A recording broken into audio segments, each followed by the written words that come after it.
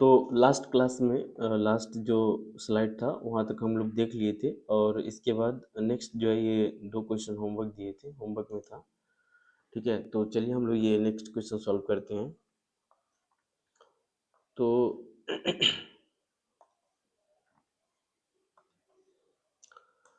क्या है ये क्वेश्चन, देख लेते हैं। To move a charge Q from point A to B requires -30 joule. ठीक है, जूल जो है ये वर्क डन का जो है यूनिट होता है, जूल। तो जो 30 -30 जूल है। So find the voltage drop V A B at when charge 6 coulomb हो और बी में वेन चार्ज जो है वो -3 कूलम हो। तो क्या कह रहे हैं कि सपोज ये पॉइंट ए है और ये पॉइंट बी है। ठीक है, तो ये पर्टिकुलर चार्ज को क्यू को ए से बी तक ले जाने के लिए -30 जूल जो है एनर्जी लगता है। ठीक है, वर्क डन होता है। तो जो है हमें क्या निकालना है, like find the voltage drop, कितना वोल्टेज का ड्रॉप हुआ। ठीक है, तो हम लोग क्या देखे थे, वोल्टेज का जो डिफिनेशन था वोल्टेज की, वी ए बी। सो क्या था, D W upon D Q, है ना।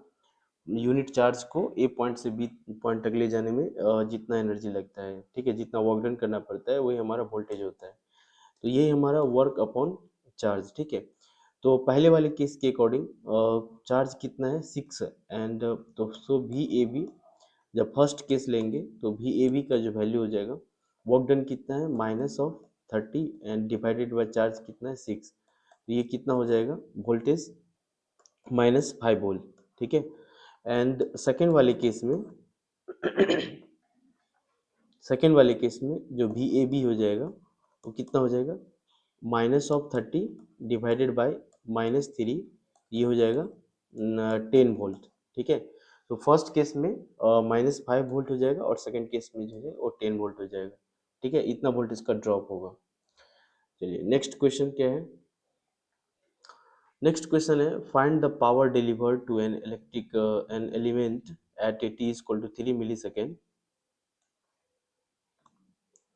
at t is equal to 3 millisecond, and if the current entering its positive terminal is दिया हुआ है, इतना करंट आई इंटर कर रहा है, इतना ampere, and the voltage is V A, first case में 3i एंड बी में 3 di/dt। तो हमें पूछ रहा है फाइंड द पावर डिलीवर्ड। ठीक है, पावर डिलीवर्ड पूछ रहा है टू एन एलिमेंट।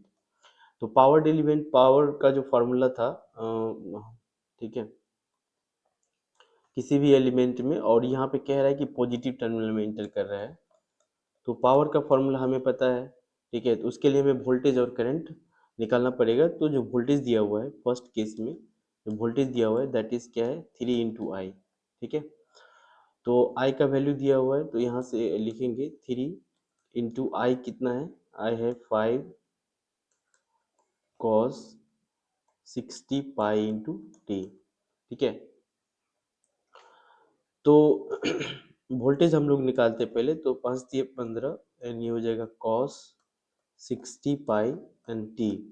तो जो t का वैल्यू है, t कह रहा है कि 3 मिली सेकेंड पे। ठीक है, t कह रहा है 3 मिली सेकेंड पे। तो सबसे पहले यहाँ पे हम लोग इसको, इसका वैल्यू निकालने की कोशिश करते हैं कितना होता है। तो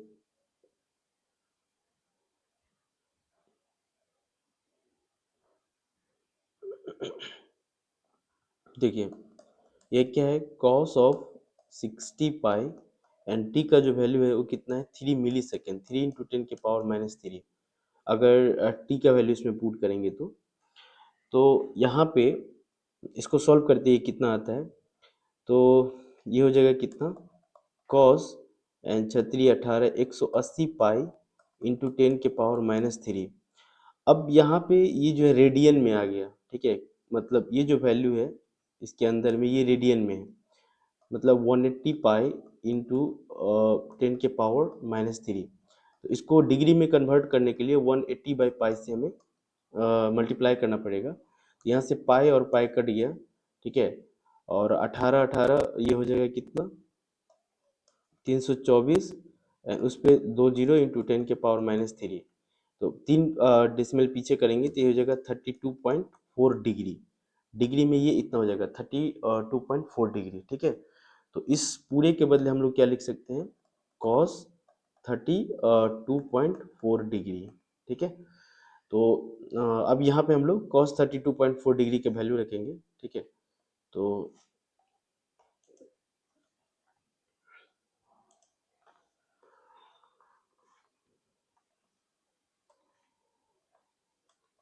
कितना आया है, तो जो ये है हमारा 15 इंटू कॉस 32.4 डिग्री। तो देखिए, जैसे अब हमको ये वैल्यू याद है नहीं कि 32.4 डिग्री का कितना वैल्यू होता है, तो हम लोग क्या करेंगे, मोबाइल का यूज़ करेंगे, चाहे कैलकुलेटर का यूज़ करेंगे, ठीक है। कैलकुलेटर का यूज़ करना सीखना आना चाहिए कि कैसे कैलकुलेटर का यूज़ करते हैं। गेट के एग्ज़ाम में ये बहुत ही ज़्यादा इम्पोर्टेंट रोल प्ले करता है। तो आपको मतलब चलाने आना चाहिए, और वर्चुअल कैलकुलेटर नोट मोबाइल में ही केवल आप मतलब इंटरनेट पे गूगल से वर्चुअल कैलकुलेटर आप सर्च कीजिए तो आ जाता है। तो वर्चुअल कैलकुलेटर यूज़ करना आना चाहिए, ठीक है। अभी तो मैं मोबाइल से यूज़ कर रहा हूँ। कॉस 32.4 ये होता है 0.15 इंटू इसका वैल्यू होता है लाइक 0.844। इसको मल्टीप्लाई अगर करेंगे 15 से, ये हो जाएगा 12.665, ठीक है। 12.665 हो जाएगा, इतना वोल्ट हो गया, ठीक है। तो हमें निकालना था क्या, पावर, ठीक है। तो पावर जो होता है दैट इज, पहले मैंने बताया हुआ है कि अगर कोई ऐसा एलिमेंट दिया हुआ है, और अगर पी प्लस माइनस, अगर करंट इंटर कर रहा है प्लस टर्मिनल में, ठीक है, उसके क्रॉस वोल्टेज, तो जो पावर हो जाएगा that is V into I, ठीक है। ये मैंने डिस्कस किया हुआ है अच्छे से कि कैसे पावर फाइंड आउट करते हैं अगर प्लस टर्मिनल में इंटर कर रहा है। तो ये हो जाएगा power is equal to that is V into I, ठीक है। तो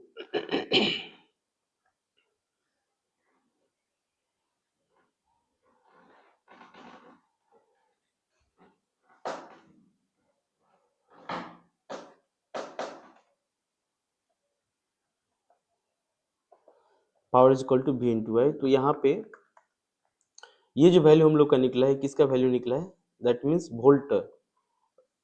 यहाँ पे अगर आप देखेंगे तो हम लोग अभी किसका वैल्यू निकाले हैं, V का वैल्यू निकाले हैं, ठीक है। तो ये V का वैल्यू निकाले हम लोग का आया है कितना, V का वैल्यू निकाले तो कितना है 12.665 वोल्ट। और करंट कितना हुआ है, करंट कितना, I का वैल्यू कितना है 5 cos 60 पाई टी, ठीक है। करंट का वैल्यू कितना है 5 cos, हम लोग पहले करंट निकालेंगे। तो करंट I का वैल्यू कितना है 5 cos 60 पाई टी। तो इसका वैल्यू तो हम लोग निकाल लिए हैं, इसका वैल्यू हम लोग को पता है, ठीक है। सो 5 इंटू इसका वैल्यू जो है कॉस 60 पाई टी का वैल्यू 0 पॉइंट ये है, कॉस 60 पाई टी का वैल्यू 0.844, ठीक है। तो ये कितना हो जाएगा 0.844, लाइक 0.844 ये हो जाएगा 4.22 एम्पियर, ठीक है। तो जो पावर हो जाएगा दैट मीन्स 12.665 इंटू 4.22, ठीक है। तो इसको जब सॉल्व करेंगे 12.665 इंटू 4.22, ये कितना होगा 53.44, ठीक है। तो इतना वाट हो जाएगा पावर, ठीक है। ये हमारा फर्स्ट केस का यही आंसर आ जाएगा, फर्स्ट केस का यही आंसर आ जाएगा, ठीक है। इसमें दो केस है। तो पहले हम लोग अभी V इक्वल टू 3i का जब वोल्टेज 3i सप्लाई किए थे तो उस टाइम पे हम लोग का जो पावर बन रहा है जो पावर आ रहा है वो आ रहा है 53.44 वाट। अब हम लोग सेकंड केस लेंगे जिसमें कि वोल्टेज कितना है, 3 × di/dt। ठीक है, तो सेकंड केस सेकंड केस लेंगे, उसमें क्या है, वोल्टेज क्या है, 3 × di/dt। तो सबसे पहले 3 × d/dt एंड करंट का वैल्यू कितना है, करंट का वैल्यू है कितना, लाइक 5 cos 60πt। ठीक है, 5 cos 60πt ये था। तो 3 × 5 कांस्टेंट है, बाहर आ जाएगा। कॉस का डिफरेंशिएशन क्या होता है, sine, so minus of sine like 60πt into जो कॉस के आगे जो टर्म्स हैं उनको हम लोग फिर से डिफरेंशिएट करते हैं, तो फिर से क्या हो जाएगा, लाइक 60π, टी का 1 हो जाएगा। ठीक है, इतना हो गया। तो इसको सॉल्व करेंगे अगेन, तो कितना हो जाएगा, ये हो जाएगा -5×15 into 60π into sine of 60πt। ठीक है, साइन ऑफ 60πt। तो ये कितना हो जाएगा, 15×6 = 90, दैट इज -900π इंटू ये साइन 60πt का वैल्यू।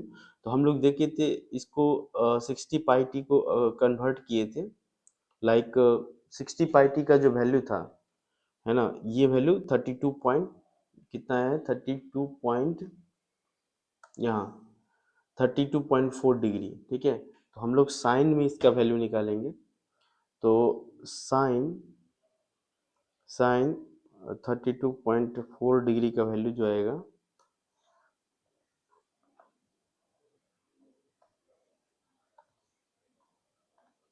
साइन लाइक 32.4 डिग्री, इसका जो वैल्यू आएगा वो हो जाएगा -900π इंटू साइन, ये हो जाएगा 0.536। ठीक है, 0.536,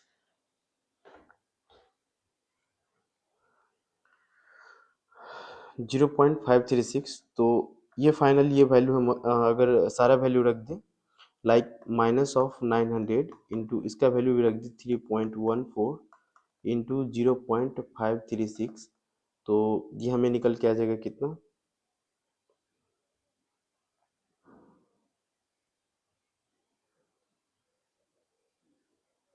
3.14 मल्टीप्लाई 900।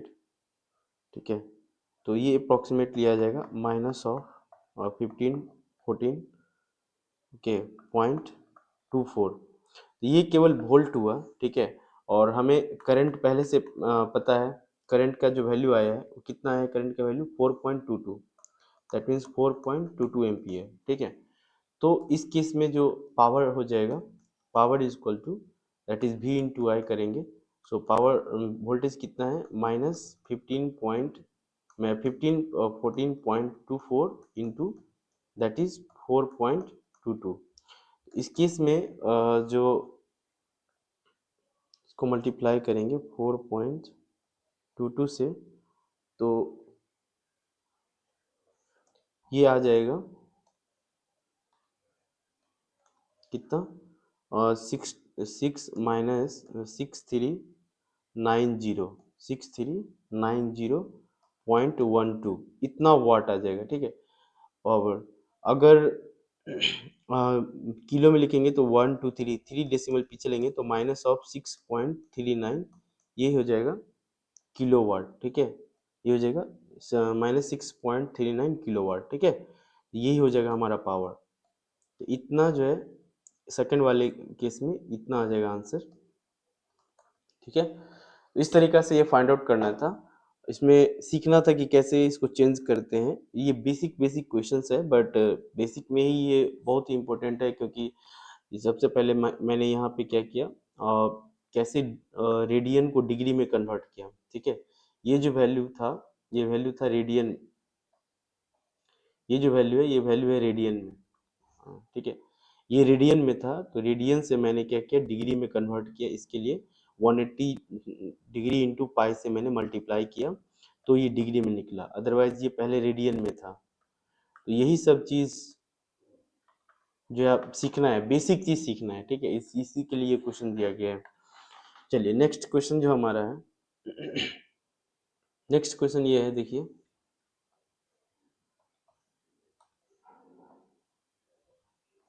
कह रहा है कि the current I T sketched in the figure flows through the element the charge at t is equal to 5 microsecond will be, ठीक है। चार्ज पूछ रहा है और हमें ग्राफ जो दिया है वो करंट और टाइम के बीच ग्राफ दिया हुआ है, current in milliampere and ये माइक्रो सेकेंड में है, ठीक है। तो करंट और टाइम का ग्राफ दिया हुआ है, तो हमें क्या पूछ रहा है, चार्ज पूछ रहा है, ठीक है। तो हम लोग जानते हैं कि जो करंट आई होता है वो क्या होता है, that is D Q upon D T, current का फॉर्मूला। तो यहाँ से हम लोग अगर डी क्यू करेंगे क्रॉस मल्टीप्लाई तो क्या हो जाएगा, आई इंटू डी टी। अगर दोनों तरफ इंटीग्रेट करेंगे तो क्यू, टोटल चार्ज क्यू हो जाएगा क्या, integration of I D T. तो यहाँ से क्या है कि जो चार्ज निकल के आ रहा है ये क्या है, करंट और टाइम के बीच में जो ग्राफ है उसके एरिया, इंटीग्रेशन का मतलब एरिया होता है, ठीक है। जब भी आप इंटीग्रेशन देखते हैं तो उसका मतलब क्या है, एरिया। तो हमें टोटल एरिया निकालना है, जो टाइम और करंट इसके बीच में जो भी ग्राफ दिया हुआ है उसका हमें क्या निकालना है, एरिया, ठीक है। एरिया एरिया फाइंड आउट करना है। तो हमें पूछ रहा है कि किस टाइम तक, तो 5 से यहाँ है 5, ठीक है। तो हमें बस 5 माइक्रो सेकेंड तक ही हमें जाना है, ठीक है। तो देखिए 5 माइक्रो सेकेंड तक हमें एरिया निकालना है, तो क्या करेंगे, सबसे पहले इसको चिन्हित कर लेते हैं। तो कहाँ से, ये हमारा 0 पॉइंट है, यहाँ से हम लोग स्टार्ट करेंगे तो टोटल यहाँ से यहाँ तक, और ये जाएगा हमारा कहाँ तक, ये 5 तक, ठीक है। ये 5 तक, यहाँ तक ये। तो इस ये एरिया का मतलब ये टोटल एरिया निकालना है, ठीक है। तो देखिए जरा, ये टोटल एरिया निकालने के लिए सबसे पहले यहाँ पे हम लोग इसको ब्रेक कर लेते हैं 2 पार्ट में। तो ये हमारा क्या बन गया, ट्रायंगल, ये हमारा क्या बन गया, ट्रायंगल, और ये क्या बन गया, ट्रेपेजोइडल, ठीक है। समलंब चतुर्भुज जिसको बोलते हैं ट्रेपेजोइडल, ठीक है। तो ये हो गया ट्रेपेजोइडल हमारा। तो जो टोटल एरिया हो जाएगा पहले वाले केस में 1/2, ट्रायंगल का जो एरिया होता है 1/2 आधार गुने ऊंचाई। तो आधार हमारा बेस कितना है 2 इंटू ऊंचाई कितना है, ये टोटल 4, ठीक है। एंड प्लस समलंब चतुर्भुज का जो एरिया निकालते हैं, ये समलंब चतुर्भुज जो ट्रेपेजोइडल है उसमें क्या होता है, 1/2 गुने समांतर भुजाओं का योग, लाइक समांतर जो है पैरेलल आर्म्स के जो है उसको ऐड करना है। तो ये है 4 एंड प्लस 2, ठीक है। तो 4 प्लस 2 इंटू ठीक है, 4 प्लस 2 इंटू परपेंडिकुलर उनके बीच का गैप, ठीक है। तो 1 दैट इज 3, ठीक है, ओके। 1/2 गुने समांतर भुजों का योग गुने ऊंचाई, ठीक है। तो ऊंचाई जो है इनके बीच का जो गैप है, मतलब हाइट जो आप कह सकते हैं ऊंचाई, तो 1 2 एंड 3, ये कितना है 3, ठीक है। तो ये टोटल एरिया कितना हो जाएगा आपका, ये 2 और ये 2 कट जाएगा, तो ये 4 बना इधर से, और ये 4 2 6, 6 ये 3 से कटेगा, तो 3 दूना 6, तो 3 तिया 9, और 9 9 4,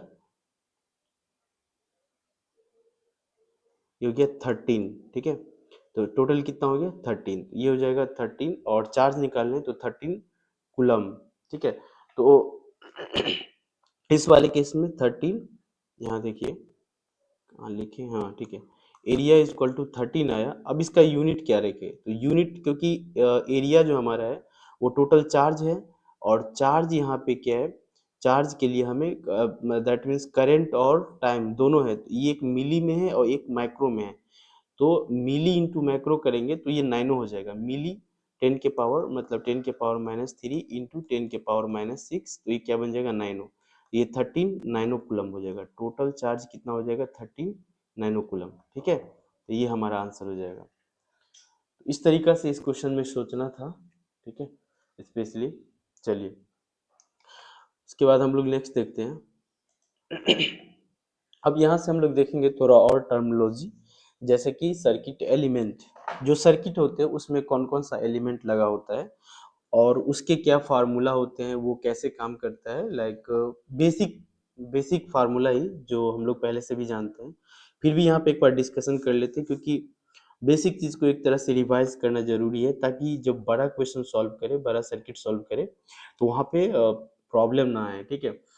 तो जो सर्किट एलिमेंट में स्पेशली क्या लगा होता है, रेसिस्टर लगा होता है, कैपेसिटर लगा होता है, इंडक्टर लगा होता है। तो उसी के बाद हम लोग उसके अलावा जो चीज़ देखते हैं, उसके अलावा क्या देखते हैं, सोर्स जो लगा हो तो वो किस टाइप का सोर्स है, सोर्स से रिलेटेड, और सोर्स को कैसे ट्रांसफॉर्म कर सकते हैं एक फॉर्म से दूसरे फॉर्म में, तो वो भी देखेंगे। और उसके बाद क्या देख सकते हैं, स्टार डेल्टा, जो मतलब रेसिस्टर या कैपेसिटर या इंडक्टर कनेक्टेड होते हैं, तो स्टार डेल्टा कन्वर्जन, तो यही सब चीज़ बेसिक देखेंगे। तो सर्किट एलिमेंट में सबसे पहले हम लोग तीन चीज़ को देखेंगे, रेसिस्टर के बारे में देखेंगे, कैपेसिटर के बारे में देखेंगे, और इंडक्टर के बारे में देखेंगे, ठीक है। तो देखिए सर्किट एलिमेंट क्या होता है, थोड़ा सा ये भी देख लेते हैं, पढ़ लेते हैं। So an element is the basic building block of a circuit. Circuit analysis is the process of determining voltage across or current through the elements of the circuit. ठीक है, तो इसका क्या मतलब हुआ कि जो एलिमेंट है वो बेसिक बिल्डिंग ब्लॉक होता है किसी भी सर्किट का। सर्किट में ब्लॉक ही जो लगा होता है, जो रेसिस्टर कैपेसिटर, इसी को एलिमेंट बोलते हैं। ये बेसिकली उस सर्किट को बनाने में इनका बहुत बड़ा रोल होता है, ठीक है। एंड जो सर्किट एनालिसिस जो होता है, ये एक प्रोसेस होता है डिटरमाइन करने का, लाइक मींस वोल्टेज। तो कभी भी हम लोग सर्किट का एनालिसिस करते हैं, इसका मतलब हम लोग वोल्टेज या करंट के वैल्यू को फाइंड करते हैं उस एलिमेंट, पर्टिकुलर एलिमेंट के क्रॉस, ठीक है। तो ऐसे करके there are two types of element, इस तरीका से हम लोग देखेंगे। तो दो तरह के जो है सर्किट एलिमेंट होते हैं, ठीक है, इन इलेक्ट्रिकल सर्किट में। तो एक होता है पैसिव एलिमेंट, ठीक है, और एक होता है एक्टिव एलिमेंट। और इसी को हम लोग ने सबसे पहले यही देखे थे कि what is passive element and what is active element. मैंने एग्जांपल के रूप में भी समझाया था कि पैसिव एलिमेंट क्या होता है और एक्टिव एलिमेंट क्या होते हैं। एक एनर्जी डिलीवर करता है, दूसरा एनर्जी एब्जॉर्ब करता है, ठीक है। तो इस तरीका से ये हमारा पैसिव एंड एक्टिव, ये मैंने पहले भी बता दिया है और पिछले वाले स्लाइड में मैंने बताया हुआ है, ठीक है। तो बेसिकली यही दो तरह के एलिमेंट होते हैं, एक एनर्जी प्रोड्यूस करता है, दूसरा एनर्जी को एब्जॉर्ब करता है, ठीक है। चलिए, ये ट्रांसफार्मर है, क्योंकि ये भी क्वेश्चन में आएगा, तो इसका थोड़ा बेसिक फंडामेंटल जो है समझना जरूरी है कि ट्रांसफार्मर में एक्चुअली कैसे होता है। हम लोग जब कपलिंग देखेंगे, मैग्नेटिक कपलिंग देखेंगे, वहाँ पे ट्रांसफार्मर बहुत अच्छे से पढ़ेंगे, ठीक है। तो अभी बेसिक देख लेते हैं, जैसे कि हमारा ट्रांसफार्मर के अंदर ये बाइंडिंग होता है, ये प्राइमरी आर्म है, ये सेकेंडरी आर्म है। तो प्राइमरी आर्म में ये जो बाइंडिंग है, इसके क्रॉस वोल्टेज V1 है, इसमें आने वाला करंट I1 है, ठीक है। और जो सेकेंडरी आर्म है, इसमें करंट जो है I2 जा रहा है, और इसके क्रॉस जो है वोल्टेज V2 है। तो जो बाइंडिंग है, ये जो बाइंडिंग है, ये पहले वाले में नंबर ऑफ टर्न्स N1 है, और दूसरे में नंबर ऑफ टर्न्स N2 है, सेकंड में। तो जो वोल्टेज पहले वाले वोल्टेज अपॉन दूसरे वोल्टेज, जो V1 upon V2 equal to, ये होता है नंबर ऑफ टर्न्स के directly proportional, that is the N1 divided by N2। मतलब पहले में अगर आप वोल्टेज निकालना चाहते हैं तो नंबर ऑफ टर्न्स के अकॉर्डिंग आप सोचिए V1 by V2 equal to N1 by N2। But अगर करंट की बात करेंगे तो करंट इन्वर्सली प्रोपोर्शनल हो जाता है, नंबर ऑफ जो है नंबर ऑफ टर्न्स की इन्वर्सली प्रोपोर्शनल होता है। अगर N1 मतलब करंट, अगर I1 करंट निकालेंगे तो हमें दूसरे आर्म का जो है नंबर ऑफ टर्न्स देखना पड़ेगा, ठीक है। और अगर पहले का निकालेंगे तो दूसरे में करंट देखना पड़ेगा। सो इसीलिए करंट में इन्वर्स का रिलेशन होता है इस नंबर ऑफ टर्न्स के साथ, एंड वोल्टेज के साथ डायरेक्टली प्रोपोर्शनल होता है, ठीक है। तो हमेशा जो आउटपुट पावर होता है वो less than equal to P input power होता है, ठीक है। और पावर यहाँ पे V इंटू आई आप यूज कर सकते हैं, वोल्टेज इंटू करंट, ठीक है। तो output power is always less than equal to input power, ठीक है। ये हम लोग देखेंगे, और इस पे क्वेश्चन भी जब बनाएंगे तो हम लोग वहाँ पे देखेंगे कि कैसे ये काम करता है। तो ट्रांसफार्मर में जो है अप स्टेप होता है, डाउन स्टेप होता है। आप लोग देखे हैं कि गांव में 11,000 जो है वोल्टेज, मेन वोल्ट 11,000 आता है, लेकिन ट्रांसफार्मर से पास होने के बाद वो 230 वोल्ट जो है हमें गांव में सप्लाई मिलता है। लेकिन जो मेन फेज होता है, वो मेन फेज में जो 3 वायर्स आए रहते हैं, उसमें अप्रॉक्सीमेटली 11,000 वोल्ट आता है, ठीक है। तो इतना को हमें कम कर, मतलब कम करके 30 वोल्ट में कन्वर्ट करके गांव में सप्लाई किया जाता है, ठीक है। ये यही है ट्रांसफार्मर। यहाँ पे डाउन डाउन डाउन ट्रांसफार्मर आप बोल सकते हैं, स्टेप डाउन ट्रांसफार्मर। जो बहुत ज़्यादा वोल्टेज को बहुत कम वोल्टेज में बहुत कम वोल्टेज अप्लाई करके और गांव में दिया जाता है, ठीक है, इस तरीक़ा से। शहर में ये थोड़ा ज़्यादा हो सकता है, 250 वोल्ट के प्रॉक्स हो सकता है, ऐसे करके ही वो डिपेंड करता है कि एरिया टू एरिया। तो बट जनरली यही चलता है, ठीक है, इसी तरीक़ा से। तो यहाँ पे ट्रांसफार्मर का बहुत बड़ा रोल है। हम लोग क्वेश्चन देखेंगे, उसमें हम लोग ट्रांसफार्मर पढ़ेंगे, और जब मैग्नेटिक कपलिंग देखेंगे वहाँ पे बहुत ही बेहतरीन तरीक़ा से पढ़ेंगे, ठीक है इसको। चलिए, तो पहला सर्किट एलिमेंट है, जैसे कि मैंने बताया कि रेसिस्टर हम लोग देखेंगे, तो ये पहला सर्किट एलिमेंट है। तो जो रेसिस्टर है, रेसिस्टर में हम लोग जानते हैं कि जब भी करंट जो फ्लो करता है, ठीक है, तो ये हमेशा अवरोध उत्पन्न करता है, ये प्लस और ये माइनस है, ठीक है। करंट को चाहता है कि ना पास करे इससे, तो ये इसीलिए ये रेसिस्टेंस, ठीक है। तो सपोज मान के चलिए कि ये जो रेसिस्टेंस है, अगर ये बना हो ये किसी न किसी मटेरियल से बना होगा, ठीक है, डिपेंडिंग ऑन जो एप्लीकेशन। तो जो रेसिस्टेंस होता है, इसका जो फार्मूला होता है रेसिस्टेंस, वो होता है रो एल अपॉन ए है एरिया ऑफ क्रॉस सेक्शन। ये वायर जो है कितना जो है उसका एरिया ऑफ क्रॉस सेक्शन, जो वायर का मोटापा हम लोग एरिया से निकालेंगे, एरिया ऑफ क्रॉस सेक्शन जो साइड वाला होता है यहाँ से। तो रो एल अपॉन ए रेसिस्टेंस का ये फार्मूला हम लोग यूज करेंगे बहुत बार, रो एल अपॉन ए, जहाँ पे रो को बोलते हैं रेसिस्टिविटी। तो ये हमारा रो क्या है, रेसिस्टिविटी इज इक्वल टू 1/सिग्मा। सिग्मा है कंडक्टिविटी, ठीक है। और ये भी फार्मूला बहुत इंपॉर्टेंट है। तो कंडक्टिविटी का जो फार्मूला होता है n q upon mu n, n q mu n, जहाँ पे क्यू क्या है, चार्ज। तो 1.6 into 10⁻⁻19 coulomb. And mu n जो है ये मोबिलिटी है, mu n mobility of the conductor. And n क्या है, n is the concentration of the electron, कितना इलेक्ट्रॉन है उसके अंदर, ठीक है, उस कंडक्टर के अंदर।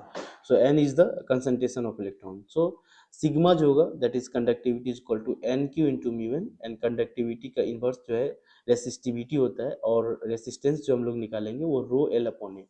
तो सारा ही फार्मूला जो है इम्पोर्टेंट है, तो तीनों ही फार्मूला को हम लोग यूज करेंगे, देखेंगे, ठीक है। चलिए, नेक्स्ट एक क्वेश्चन है, जैसे रेसिस्टेंस पे एक क्वेश्चन है, देखिए जरा।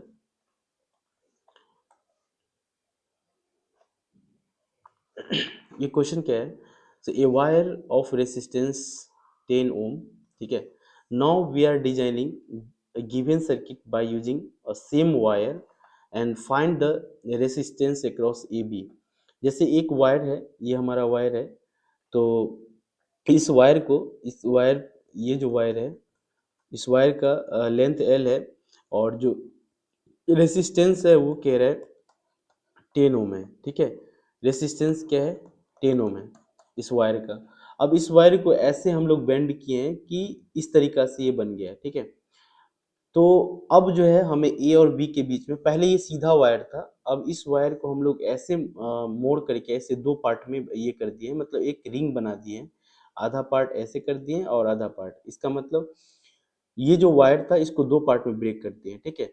तो यहाँ देखिए, हम लोग जो देखे थे फार्मूला, हम लोग जो फार्मूला देखे थे, रेसिस्टेंस का फार्मूला क्या था, resistance R is equal to rho L upon A. That means resistance directly proportional to किसके है, लेंथ के, ठीक है। तो यहाँ पे जो वायर का टोटल लंबाई एल था, उसको दो पार्ट में ब्रेक कर दिए, एक L/2 में ऊपर और नीचे भी L/2 में, दो पार्ट में ब्रेक कर दिए, आधा आधा ऐसे, और ये इस तरीका से एक फॉर्म बना दिए, ये आपका L/2 है और ये भी आपका L/2 है। तो अब देखिए ये कैसे बन गया, तो ये आधा आधा बन गया। कैसे बन गया, तो ये एक एक पूरा रेसिस्टेंस था, उसको हम लोग दो पार्ट में ब्रेक कर दिए और ये पैरेलल में बन गया, ठीक है। सपोज ये R1 है और ये हमारा R2 है। अगर ये पॉइंट ए है और ये पॉइंट बी है, तो मैं आर इक्विवेलेंट अगर निकालना चाहूँगा दो पैरेलल के बीच में, तो क्या हो जाएगा, R1 into R2 divided by R1 plus R2, ठीक है। तो जब ऐसे करते हैं, तो यहाँ देखिए resistance directly proportional to length के, तो लेंथ यहाँ पे आधा हो गया दोनों का। तो यहाँ से हम लोग सिमिलरली आर इक्विवेलेंट अगर निकालेंगे इस वाले केस में, ए बी के क्रॉस जो है रेसिस्टेंस, इक्विवेलेंट रेसिस्टेंस निकालेंगे, तो क्या हो जाएगा, सिमिलरली यहाँ लेंथ अगर आधा हो गया तो रेसिस्टेंस भी क्या हो जाएगा, तो ये R/2 हो जाएगा और ये भी क्या हो जाएगा, R/2 रेसिस्टेंस। तो यहाँ पे करेंगे यूज R/2 इंटू R/2, ठीक है, divided by R/2 N plus R/2, तो टोटल R हो जाएगा। और ऊपर में जो है that means r² by 4 and नीचे क्या हो जाएगा r/2 और r/2, तो ये टोटल r हो जाएगा, तो ये क्या हो जाएगा r² by 4 इंटू 1/r, ठीक है। ये r और ये r कट जाएगा, तो जो r इक्विवेलेंट आपका बन जाएगा वो कितना बन जाएगा r/4, ठीक है। और r का वैल्यू कितना दिया हुआ है 10, तो 10/4, तो ये कितना हो जाएगा 5 दूना 10, 2 दूना 4, तो ये बन गया कितना 2.5, ये 2.5 ओम आ जाएगा r इक्विवेलेंट, ठीक है। तो पहले रेसिस्टेंस 10 ओम था, अब जो रेसिस्टेंस हो जाएगा वो कितना 2.5 ओम हो जाएगा, ठीक है। चलिए, तो इसके बाद जो है हम लोग थोड़ा ये भी देख लेते हैं सीरीज एंड पैरेलल कनेक्शन, ठीक है। तो जल्दी से देख लेते हैं। जैसे कि सीरीज कनेक्शन क्या होता है, तो देखिए जो भी करंट आई आ रहा है, सीरीज कनेक्शन में क्या होता है कि जो रेसिस्टेंस है, तो करंट का वैल्यू सेम रहता है हर रेसिस्टेंस में। करंट का वैल्यू जब सेम होता है तो उसको हम लोग क्या बोलते हैं सीरीज कनेक्शन। कभी भी कोई भी कॉम्बिनेशन में अगर करंट का वैल्यू सेम आता है, सेम हो, सेम करंट पास करता है, तो उसको हम लोग सीरीज कनेक्शन बोलते हैं। बाय डिफिनेशन आप इसको ध्यान में रख सकते हैं, ठीक है। अब जब करंट आई पास कर रहा है, टोटल वोल्टेज सप्लाई भी है, तो इस पर्टिकुलर रेसिस्टेंस के क्रॉस कितना वोल्टेज होगा, यही वोल्टेज हम निकाले हैं, तो वोल्टेज होगा V1 के क्रॉस वो current I into R1। Similarly जो है V2 निकालेंगे तो current I into R2, and V3 निकालेंगे तो करंट आई इंटू R3। अब हम क्या करेंगे, इस लूप में केवीएल अगर अप्लाई करेंगे, इस लूप में अगर केवीएल अप्लाई करेंगे, सो यहाँ से केवीएल लगाएंगे तो entering terminal minus B plus V1 plus V2 plus V3 equal to 0। तो इसको अगर सेपरेट करेंगे, भी को उस तरफ ले जाएंगे तो ये ऐसे बनेगा, और यहाँ पे वैल्यू रखने के बाद पहला मेरा इक्वेशन ये बनेगा जब कॉमन लेंगे सब में से आई तो, ठीक है। उसके बाद नेक्स्ट जो है, वो तीन जो वो तीन जो रेसिस्टेंस था उसको एक पर्टिकुलर रेसिस्टेंस बना दिए जिसको आर इक्विवेलेंट, उतना ही रेसिस्टेंस ये सिंगल रेसिस्टेंस है। मतलब वो तीन जो रेसिस्टेंस था R1 plus R2 plus R3, वो तीनों का जितना वैल्यू था उसी को एक पर्टिकुलर आर इक्विवेलेंट बना दिए। सेम वोल्टेज सप्लाई के सेम करंट आया, तो इस केस में जो हमारा V बाई आई का वैल्यू है वो आर इक्विवेलेंट। अब दोनों तरफ ये वाला वैल्यू बराबर है, V by I V by I, तो अगर दोनों बराबर है तो फ्रॉम इक्वेशन 1 एंड 2 से हम देखेंगे कि आर इक्विवेलेंट का जो वैल्यू आता है वो R1 plus R2 plus R3 आता है, ठीक है। तो जब भी सीरीज में कनेक्शन होगा तो आर इक्विवेलेंट का वैल्यू हम लोग निकालेंगे R1 plus R2 plus R3, ठीक है, इस तरीके से। देखिए पैरेलल कनेक्शन, तो सबसे पहले क्या होता है, क्या पैरेलल कनेक्शन, तो पैरेलल कनेक्शन में क्या होता है कि वोल्टेज जो है सभी रेसिस्टेंस के क्रॉस सेम होगा। लाइक मीन्स इस रेसिस्टेंस के क्रॉस चाहे इस रेसिस्टेंस के क्रॉस चाहे इस रेसिस्टेंस के क्रॉस, वोल्टेज क्या होगा सबके क्रॉस वोल्टेज जो है वो सेम होगा, ठीक है। तो डिफरेंट क्या है करंट, सब में डिफरेंट करंट पास कर रहे हैं, तो जब भी डिफरेंट करंट फ्लो करे तो हम लोग समझ जाएंगे कि वो कैसा कनेक्शन है, पैरेलल कनेक्शन है। तो इसको आप डेफिनेशन वाइज में भी याद रख सकते हैं कि पैरेलल कनेक्शन में जो है करंट डिफरेंट होता है, वोल्टेज हर रेसिस्टेंस के क्रॉस सेम होता है। तो अब यहाँ पे इस पर्टिकुलर R1 के क्रॉस अगर हम लोग करंट निकालेंगे I1 करंट, तो V बाय R1 होगा। सिमिलरली V बाय R1 होगा। सिमिलरली करंट I2 जो निकालेंगे V बाय R2 होगा एंड I3 निकालेंगे तो V बाय R3 होगा, ठीक है। अब यहाँ पे हम लोग KCL अप्लाई करेंगे, ठीक है। KCL, total incoming current equal to total outgoing current, like that KCL। तो I1 करंट इस से I1 करंट और ये टोटल करंट क्या बन जाता है I1 plus I2 plus I3। यहाँ पे जब हम लोग वैल्यू रखेंगे इसका, ठीक है, यहाँ से, तो जो पहला इक्वेशन बना हमारा I बाई V का ये बना। और अगर सिमिलरली इस तीनों रेसिस्टेंस के इक्विवेलेंट एक सिंगल रेसिस्टेंस रखेंगे और सेम वोल्टेज और करंट होगा, तो उस केस में हमारा आई का V बाई आई का वैल्यू ये इस तरीका से आएगा। तो इक्वेशन 1 एंड 2 से देखिए लेफ्ट हैंड साइड बराबर है आई बाई वी, तो राइट हैंड साइड भी हम लोग बराबर करेंगे, तो उस तरीका से फ्रॉम इक्वेशन 1 एंड 2 से हम लोग देखेंगे, ठीक है। ये क्या बन जाएगा R 1/r equivalent is equal to 1/r1 plus 1/r2 plus 1/r3, तो ये पैरेलल में हो गया, ठीक है।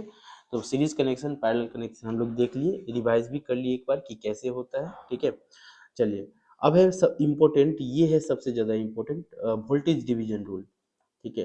तो वोल्टेज डिवीजन रूल क्या होता है, देखिए बहुत ज़्यादा इंपॉर्टेंट है, ये बार बार हम लोग यूज़ करेंगे, ठीक है। वोल्टेज डिवीजन रूल क्या है, देखिए दो रेसिस्टेंस सीरीज में लगा हुआ है, सीरीज में करंट सेम होगा, ठीक है। तो वोल्टेज डिवीजन रूल का मतलब है कि ये जो वोल्टेज है, ठीक है, ये जो भी है, इस पर्टिकुलर रेसिस्टेंस के क्रॉस कितना वोल्टेज का ड्रॉप हुआ है पर्टिकुलर, ठीक है। सिमिलरली यहाँ भी R2 के क्रॉस कितना ड्रॉप हुआ है, उसी को वोल्टेज डिवीजन रूल बोलते हैं, ठीक है। वोल्टेज को डिवाइड कितना कितना वोल्टेज इन सब के बीच है, ठीक है। तो देखिए इस इधर से जो करंट आई निकल रहा है, तो सबसे पहले हम लोग क्या करेंगे, सीरीज कनेक्शन में क्या देखते हैं, देखिए सीरीज कनेक्शन में V equal to I R होता है, तो करंट का वैल्यू कांस्टेंट होता है। करंट का वैल्यू कांस्टेंट होने का मतलब कि करंट जो है दोनों रेसिस्टेंस में सेम पास कर रहा है, तो करंट हमारा कांस्टेंट हो जाएगा।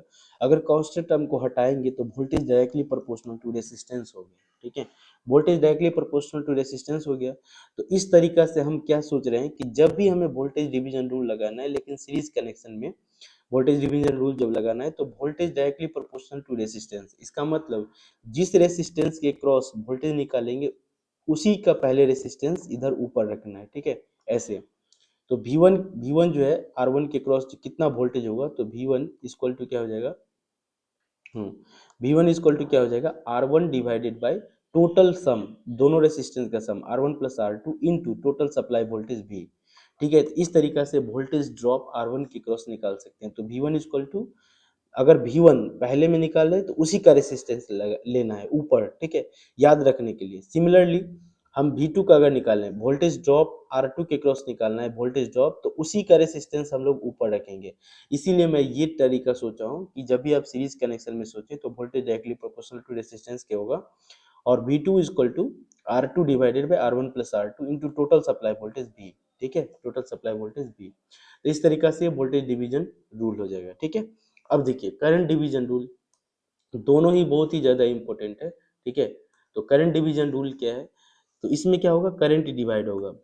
तो I1 टोटल करंट अगर आ रहा है तो इस वाले में I करंट टोटल आ रहा है, तो I1 कितना होगा और I2 कितना होगा, यही करंट का डिस्ट्रीब्यूशन, मतलब दोनों ही जो है ब्रांच में करंट का डिस्ट्रीब्यूशन कितना होगा, वही हम उसी को हम बोलते हैं करंट डिवीजन रूल, करंट का बंटवारा, ठीक है। तो देखिए करंट डिवीजन रूल हम लोग कब निकालते हैं, पैरेलल में, ठीक है। तो पैरेलल कनेक्शन में क्या होता है, कैसे सोचते हैं, देखिए V equal to I R हमेशा होगा, और current I equal to V upon R. क्या होता है पैरेलल कनेक्शन में, क्या होता है, वोल्टेज कांस्टेंट होता है। तो जो कांस्टेंट टर्म है उसको अगर आप हटा देंगे तो ये प्रोपोर्शनलिटी ऐसे दिखेगा, current inversely proportional to resistance. ये हम सोचने के लिए बस ऐसे किए हैं कि कब हम क्या सोचेंगे, कैसे सोचेंगे। तो करंट जो है इनवर्सली प्रोपोर्शनल टू रेसिस्टेंस है। तो जिसके क्रॉस हमको अगर करंट निकालना है, जैसे सपोज R1 रेसिस्टेंस के क्रॉस करंट निकालना है, ठीक है, I1 वैल्यू, तो हम दूसरा वाला लेंगे। इनवर्सली प्रोपोर्शनल का मतलब होता है दूसरा। अगर हम I1 निकालना चाह रहे हैं, इस वाले ब्रांच में रेसिस्टेंस मतलब करंट निकालना चाह रहे हैं, तो दूसरे वाले ब्रांच का हम लोग क्या लेंगे, रेसिस्टेंस। देखिए ऊपर में R2 रखे हैं, इनवर्सली है। सिमिलरली यहाँ करंट इनवर्सली टू रेसिस्टेंस, इसी तरीके से यहाँ पे I1 निकालना है तो R2 रखेंगे, ठीक है। ये ध्यान रखने से क्या होगा, मिस्टेक कम होगा और ज़्यादा हम लोग याद भी रख सकते हैं, मिस्टेक कम होगा, ठीक है।